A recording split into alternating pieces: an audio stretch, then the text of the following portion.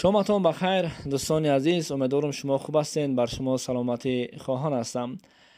امروز پنجشنبه 17 اپریل $100 برابر به 1087 سومانی و این چونین 100 یورو برابر به 1234 سومانی.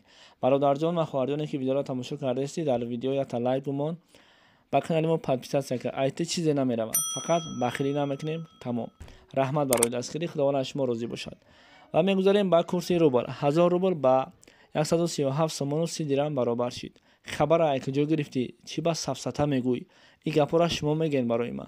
نکی خبر گرفته شد ای بانک ملی جمهوری تاجیکستان و پیشکش شما گرداندیم.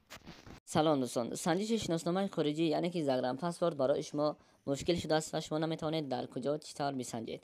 و ما پیش راه این مشکل شما را گرفتیم. شما اکنون میتوانید در خانه نشسته پاسپورت های خود را بسنجید و جواب درست را بگیرید. تنها با طریق واتساپ با این برادر صحبت کنید. این برادر بر شما چیزی گفت همان کار را بکنید. البته جواب پوره و انیق به شما روان میکنند. و امروز هم ای کار را رایگان نمی شود کرد، یعنی که اینها حق کاریشان را نیز میگیرند. به شما برای کار